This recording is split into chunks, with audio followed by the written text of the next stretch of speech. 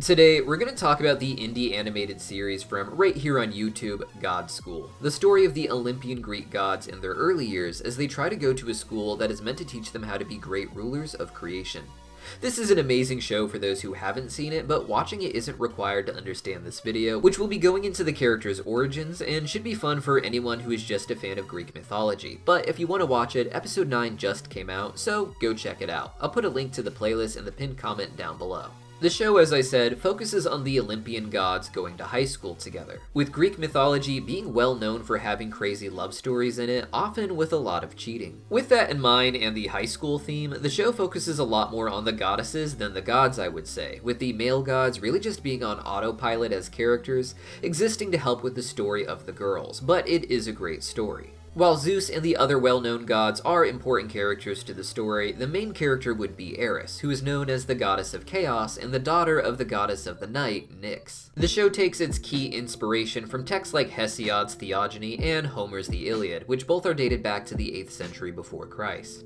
Theogony, meaning genealogy of the gods, is something I'm a lot more studied on, and Eris only has a few brief mentions in there, describing her as a goddess that the other gods hate, someone who brings a lot of trouble and chaos with her. In the show, the other gods and the goddesses in particular do reject Eris, but she's portrayed as a rather friendly and well-meaning character. Her association with discord and chaos seems to be related to accidents that she can cause, but at the end of the day, she's a good person who is just trying to reject the desire to be accepted. At the God School, the lead popular girl is the goddess Hera, who is famously known as the wife of Zeus, making her the queen of the Greek pantheon. In the show, she is presented as a bit of a mean girl queen bee at the school, who is very bossy and very much about her image, and she wants to have a future with the leader of the Olympian gods, Zeus. She forms a squad of popular girls with Aphrodite, the goddess of love, and Athena, the goddess of knowledge, and together they rule the school. Zeus, meanwhile, is joined by his brother Poseidon, the god of the sea, and Hades, the god of the underworld, as well as a slew of other gods who help make up the side characters. Now, theogony, or the genealogy of the gods, is important because it helps establish the actual relationships of the characters in the show, both who's related to who and who's in love with who. In Greek mythology, the first two real gods of note are Gaia, the earth, and Ouranos, the sky. It was the coming together of these two entities that led to the creation of many powerful deities, including the 12 titans who would rule over the world, led by Kronos. Ouranos was not seen as a peaceful god or father, and Kronos and the Titans would eventually rise up and defeat him, with Kronos being said to lead the world into a golden age. This is the age we find ourselves in at the start of God School, with Kronos and the leading 12 titans still ruling the world, with the Olympian gods being born, including some of their own children, but still in a very youthful state. Kronos mentions in episode 1 that the children had not yet had their first taste of ambrosia, a mythical drink of the gods that gives them their immortality, making this younger generation not truly immortal gods in the way of the world-conquering titans. Kronos is the father of many gods, the most notable in the genealogy being Zeus, and his two brothers Poseidon and Hades. He also had daughters, the most important here being Hera. This makes Zeus and Hera brother and sister, but also husband and wife, something very common in mythology due to the gods more representing tribes and nations, with the actions of the gods representing the actions of those peoples. You can see this with Zeus, who of course is the primary god of worship in Greece, and thus his actions can represent the Greeks or even the Proto-Greek ancestors. Within Greece, there is of course the city of Athens, where they worshipped the goddess Athena.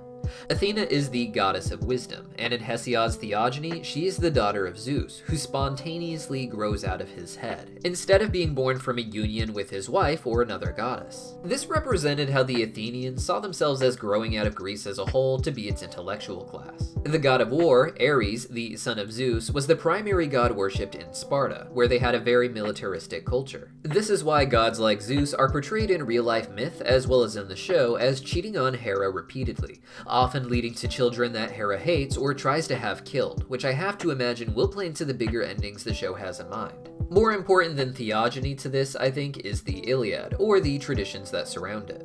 While the show may address the progression of events from theogony at some point, the character roster more so reflects the Iliad, especially with our leading lady Eris and the focus on Hera, Aphrodite, and Athena. The Iliad was written by Homer as a historical account of the Trojan War, which was the story of the ancient Greeks going to war with the large and powerful city of Troy. A key figure in this is a mortal human named Paris from the city of Troy, who ends up being the first ever human allowed at the God School within the show.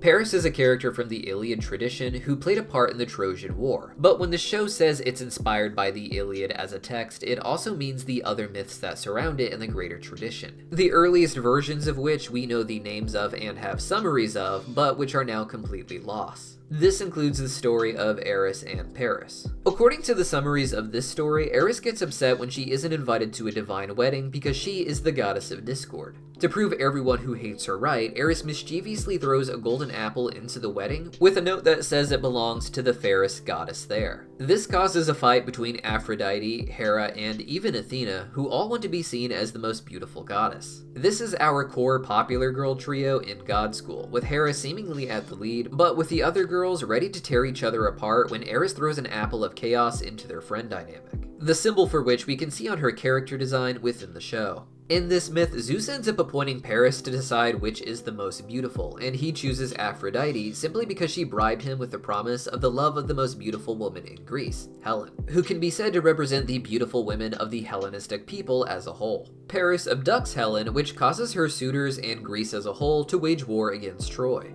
The Iliad more so assumes you already know this myth, with it being common in the time of Homer writing it, with references to the struggle being in the text of the Iliad without the actual story itself. Within the actual Iliad, Eris is described as walking through the battlefield, for instance, enjoying the turmoil that exists on both sides because of the chaos that she caused. Eris in the show is a girl who has been rejected by her peers, particularly Hera and her glam squad, and I imagine that by the end of this story, Eris will be pushed to truly cause chaos among Hera and her friends. This will push them to war with each other and the Greeks to war with the city of Troy, with the angry goddesses choosing to help different sides in order to create conflict with each other.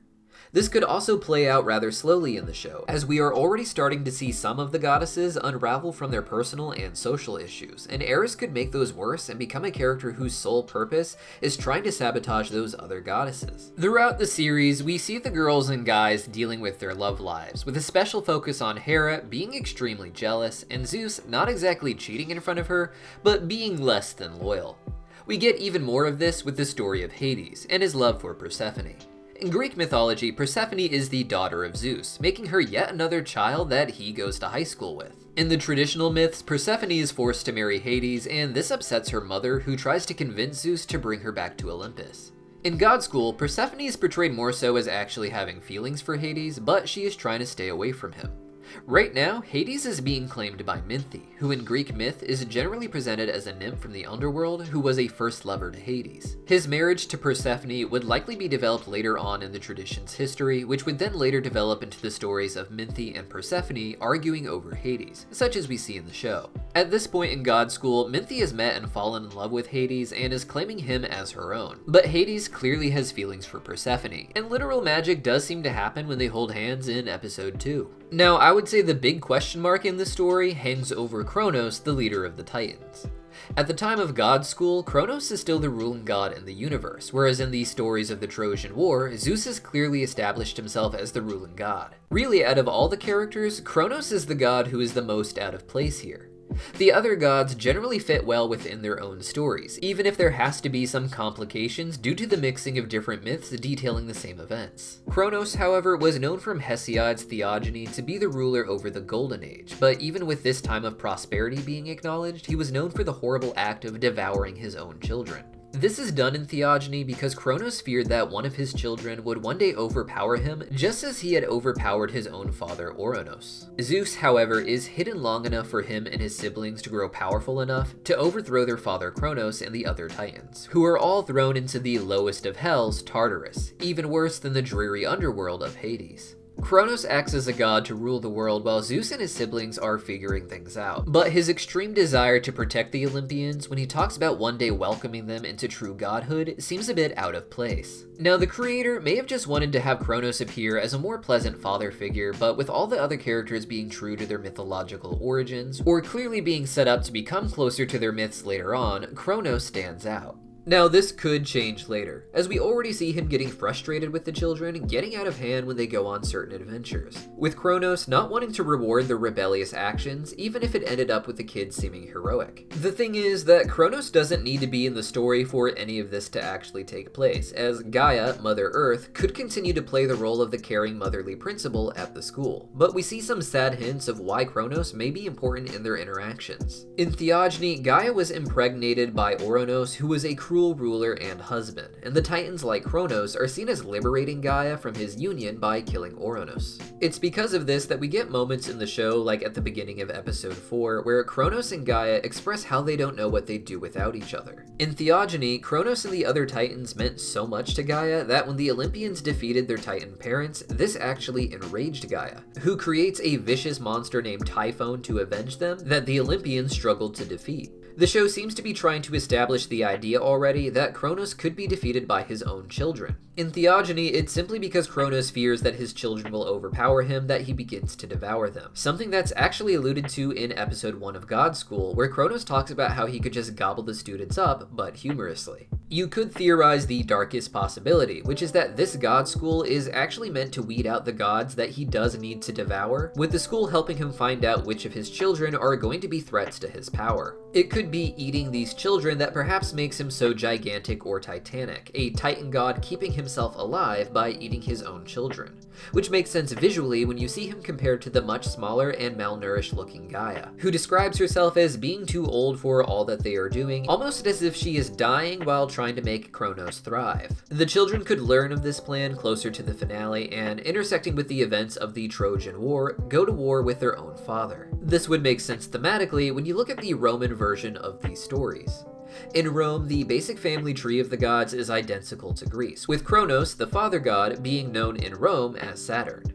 Saturn here is the father of the thunder god Jupiter, a clear parallel to Zeus, with a brother Neptune of the sea, like Poseidon, and a brother Pluto of the underworld, like Hades. The Romans agreed with a lot of Greek mythology, but not all of it, as the Roman traditions that existed before interaction with Greece had some differences. First, Rome believed that Saturn, or Kronos, did not go to Tartarus after being defeated, but instead simply fled to Italy. Here, he brought in a new golden age by teaching the people there how to farm. When it came to the myths of the Trojan War, the Romans also adopted that history, but they claimed that they themselves were descended from the people who fled from Troy after Greece had defeated them. Both of these are meant to emphasize the idea that the Romans had been defeated by the Greeks sometime in the earlier past, before eventually moving and settling in Italy, with Kronos just being a symbol used to describe their own people in the Greek culture's perspective. It would make sense then that Kronos could become aligned somehow with Troy in the Great Trojan War in God School, explaining why he chose a royal figure from Troy to come to his school exclusively for the gods. Now, Kronos may already be against his own children, but he could also actually love his children at this point in the story and come to hate them later. The Greek gods are often seen as terrible people because of their affairs and scandals and murders, and in God School, they're portrayed as teenagers causing these problems because of really shallow foresight and very obvious personal flaws. And I wouldn't be surprised if Zeus and his brothers were such a big problem going forward that Kronos feels that the only way to contain their power would be to hold them within himself, fearing that if he doesn't devour them, they may end the peaceful golden age that he has established. This could lead to them killing Kronos, and Gaia being so devastated by this loss that she ends up releasing Typhon, perhaps at the climax of the Trojan War. But so far, that is a mystery, and there's a lot of stories and gods that the show can work through before it gets to anything too serious. Hopefully this was a fun introduction to the series if you haven't seen it, and if you have, hopefully you learned something new about Greek mythology. If not, tell me what I should be talking about in the comments down below, and I'll see you guys next time.